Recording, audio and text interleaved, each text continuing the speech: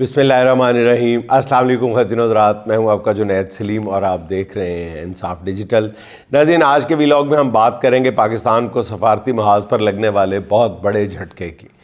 Trump ने इमरान खान के मद्दाह अपने किस खिलाड़ी को मैदान में उतारा है, इस पर भी बात होगी। तहरीक इंसाफ का सोशल मीडिया गले की हड्डी कैसे बना हुआ है, इसका भी जिक्र होगा।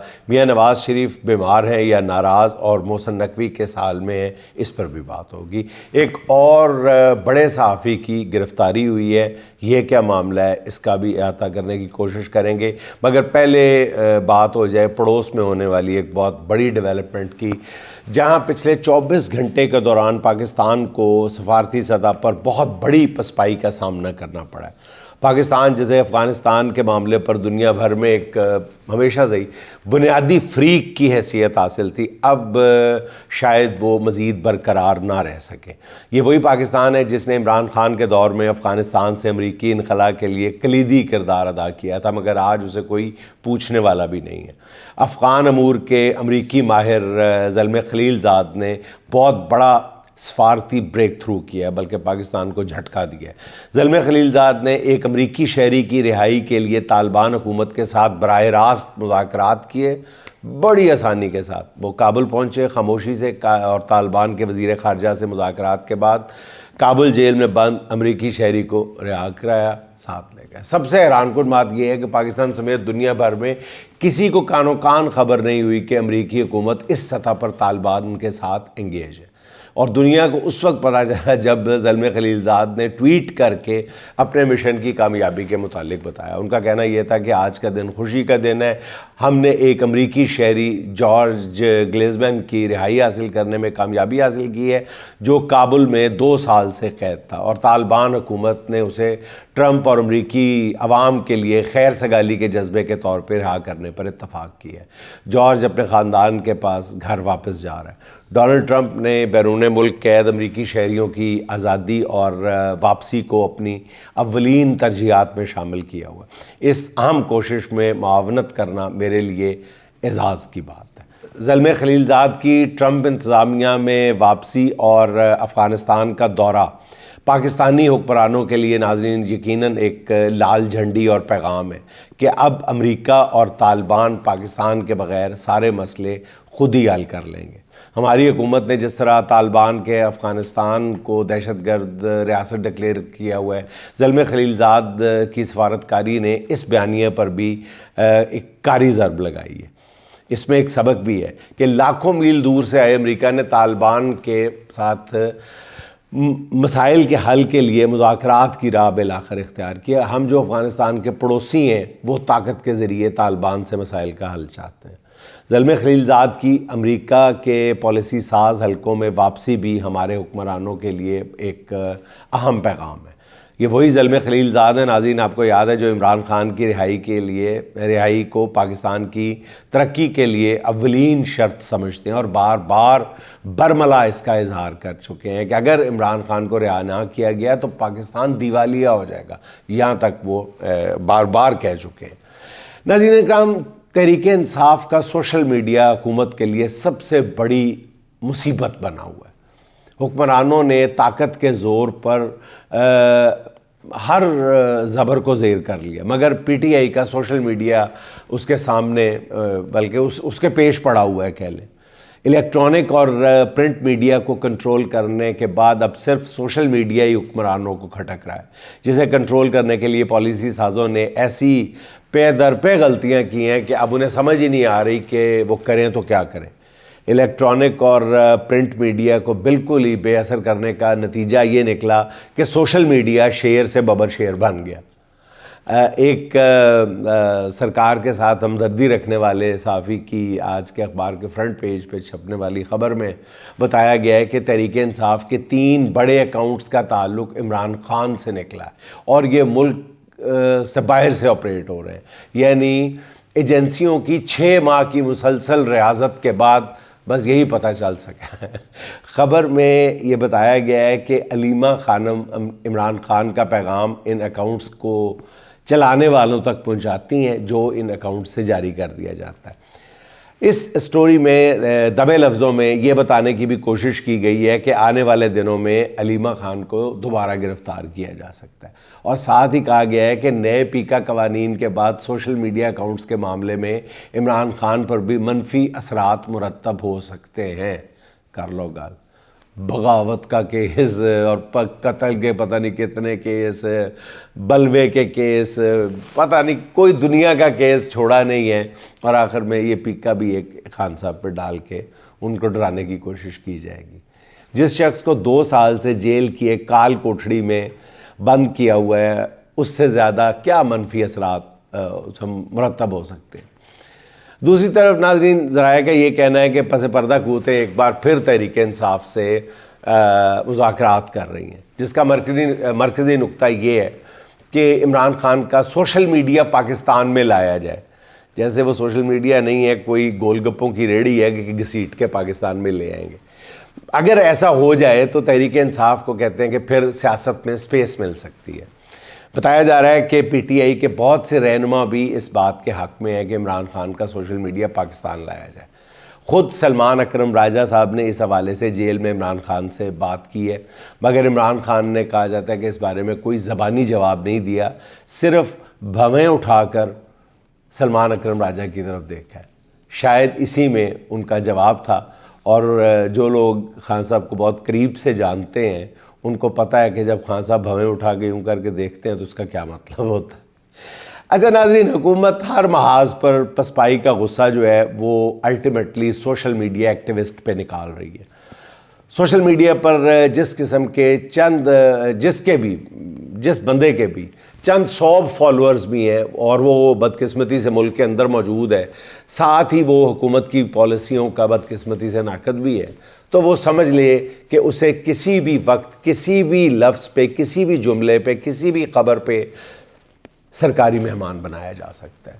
اس سرکاری سنگ دلی کا تازہ شکار بنے ہیں چیتے کا جگر رکھنے والے اور گہرا فہم و فراست اور ادراک رکھنے والے پاکستان کی سیاست کے حوالے سے معروف صحافی فرحان ملک، جنہیں گزشتہ روز ایف آئی اے نے گرفتار کر لیا اور ان پر پیکا قانون کی خلاف ورزی کا کیس بنایا گیا۔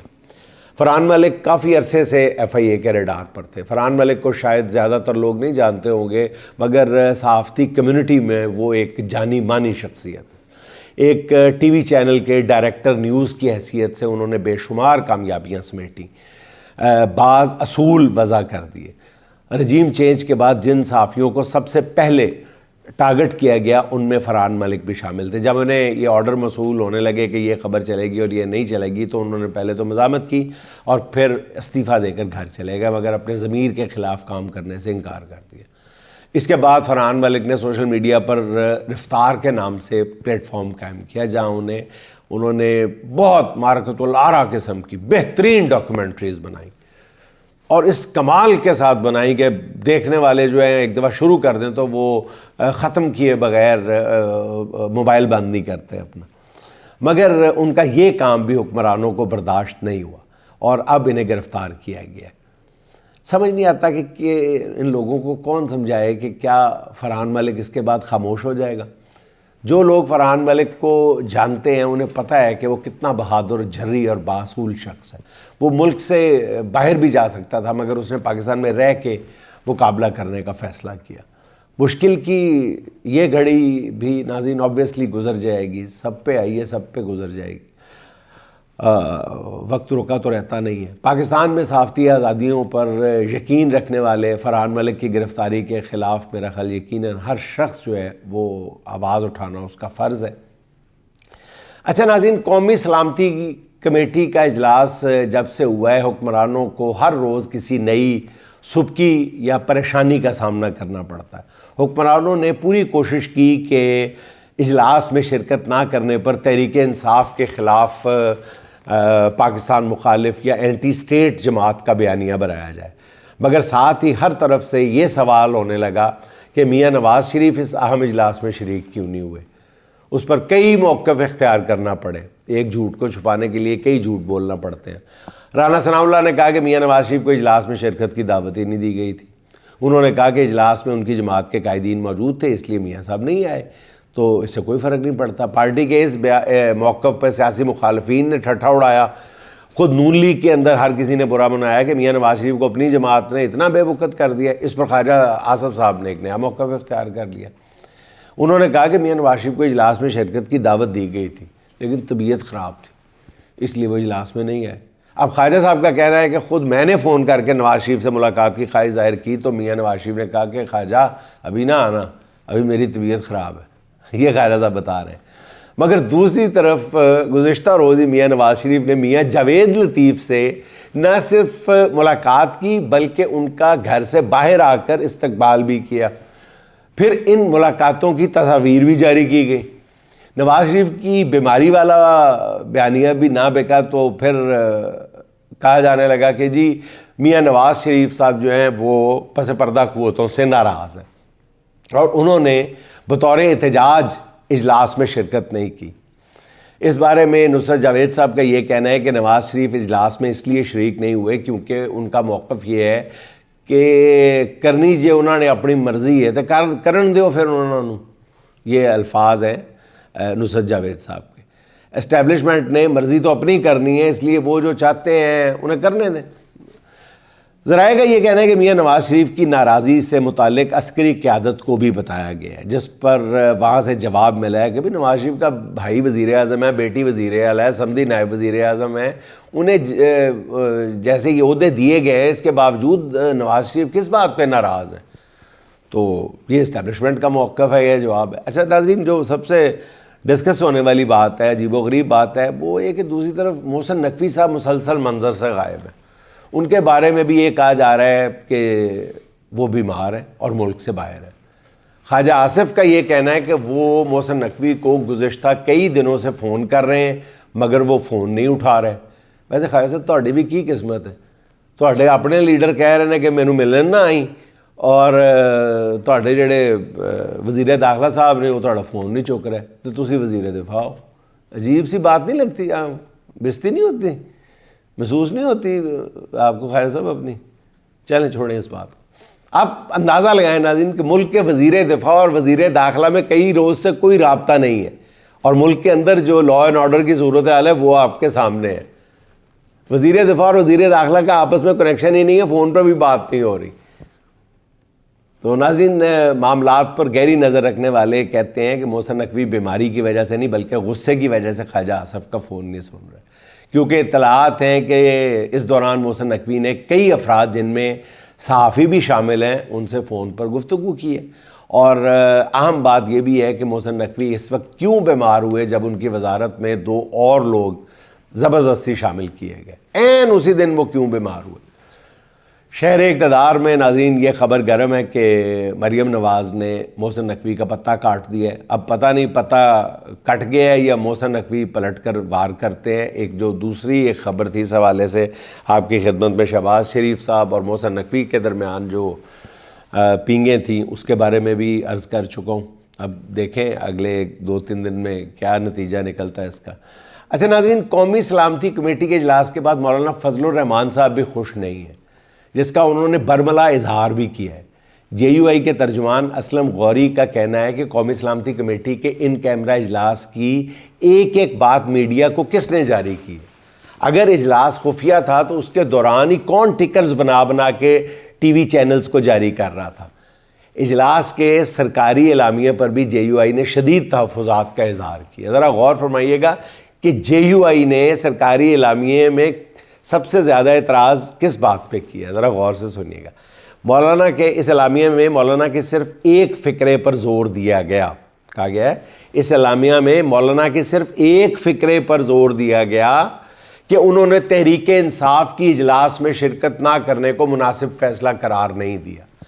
یعنی جے یو آئی پوچھ رہی ہے کہ آپ کو پورے اجلاس میں مولانا کی ساری باتوں میں سے صرف یہی ایک بات نظر آئی تھی، اس کو کیوں اٹھایا گیا اتنا؟ اب جے یو آئی کا کہنا یہ ہے کہ مولانا کی گفتگو کو توڑ مروڑ کر پیش کیا گیا، جس پر انہوں نے قومی سلامتی کمیٹی کے اجلاس کے بارے میں اپنا الگ سے اعلامیہ بھی جاری کیا ہے۔ جس میں کہا گیا ہے کہ حکومتی پالیسیوں کے لیے صرف اسٹیبلشمنٹ کی سوچ ہی کافی نہیں، جب تک کہ اس میں اقتصادی اور سیاسی سوچ شامل نہیں ہوتی اسے قومی سوچ نہیں کہا جا سکتا۔ اور JUI کے ترجمان کا کہنا ہے کہ حکومت کا یہی رویہ رہا تو آئندہ اس طرح کے اجلاسوں میں اپوزیشن کا کوئی رہنما بھی شریک نہیں ہوگا۔ اچھا جی، اسلام آباد ہائی کورٹ کے ججز میں اختیارات کی جنگ جو ہے وہ ایک بار پھر شدت اختیار کر گئی۔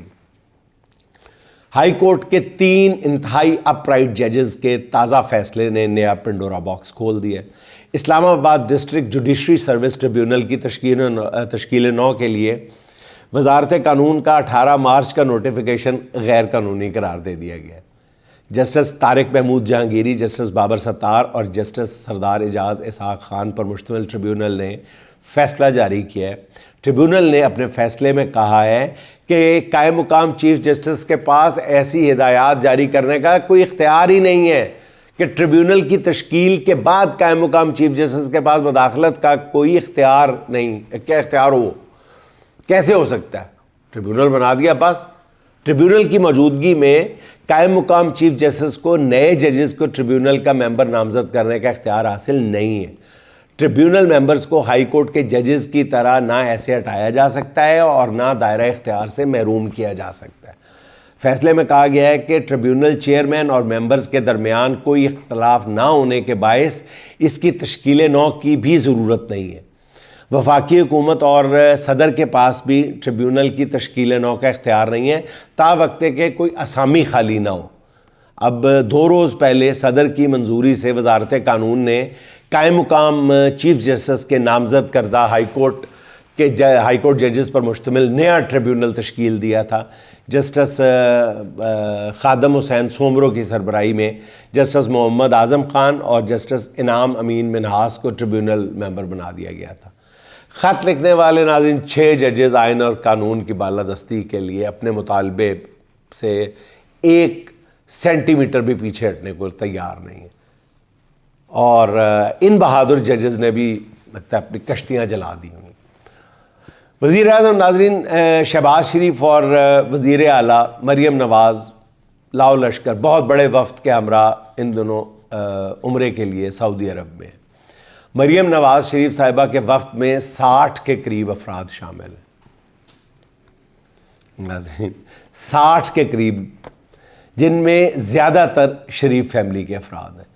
ان کے رشتہ دار ہیں، نون لیگ کی مدح سرائی کرنے والے صحافی بھی ہیں، اور اس وفد میں شامل نہیں ہیں تو ہمارے مانسرہ والے کیپٹن صفدر صاحب جو ہیں وہ غالباً ابھی تک شامل نہیں ہیں۔ اب یہ نہیں پتہ چل سکا کہ تمام افراد کسی خصوصی فلائٹ کے ذریعے گئے ہیں یا انہیں عام پرواز میں سفر کر کے جانا پڑا ہے، مجھے نہیں پتہ، بہرحال پتہ چل جائے گا۔ مریم نواز کے وفد میں چند کیمرہ مین بھی شامل ہیں جنہوں نے وہاں پہنچتے ہی اپنا کام شروع کر دیا۔ میڈم وزیر اعلیٰ کی حرم پاک میں عبادات کرتے ہوئے اپنے نواسیوں کو کہانیاں سنانے کی ویڈیوز جاری کی جا رہی ہیں۔ مریم نواز صاحبہ مکمل حجاب میں بچوں کے معصومانہ سوالات کے جواب دے رہی ہیں، اور کیمرہ مین جو ہیں یہ دل نشین مناظر جو ہیں وہ کیمرے کی آنکھ میں محفوظ کر رہے ہیں اور ریلیز بھی کر رہے ہیں۔ اس پر ویسے ہی میرے دل میں یہ سوال اٹھا ہے کہ وسائل اور بے پناہ وسائل رکھنے کے باوجود سرکاری خرچ پر عمرے کی شرعی حیثیت کیا ہے؟ ایسی بس دل میں خیال آ گیا، پوچھ لیا۔ ناظرین آخر میں چلتے چلتے فرحانہ عنبر کے 2-4 اشعار سن لیں۔ ایک نہیں سارے کے سارے اونے پونے، ایک نہیں سارے کے سارے اونے پونے، بک جائیں گے خواب ہمارے اونے پونے۔ مشکل وقت پڑا تو میں نے بیچ دیے تھے، مشکل وقت پڑا تو میں نے بیچ دیے تھے، اپنے کچھ نایاب شمارے اونے پونے۔ بیچنے والے کی سانسیں بھی قید ہیں ان میں، بیچنے والے کی سانسیں بھی قید ہیں ان میں، لے جاتے ہیں لوگ غبارے اونے پونے، لے جاتے ہیں لوگ غبارے اونے پونے۔ رشتوں کے بازار میں اکثر دیکھا میں نے، رشتوں کے بازار میں دیکھا اکثر میں نے، بکتے ہیں تقدیر کے مارے اونے پونے۔ وقت نے دیکھو کیسا رنگ دکھایا عنبر، وقت نے دیکھو کیسا رنگ دکھایا عنبر، بیچ دیے انمول ستارے اونے پونے، بیچ دیے انمول ستارے اونے پونے۔ ناظرین خوش رہیں، خوش رکھیں، آپ سے ملاقات ہوگی انشاءاللہ اگلے ولاگ میں۔ اللہ حافظ۔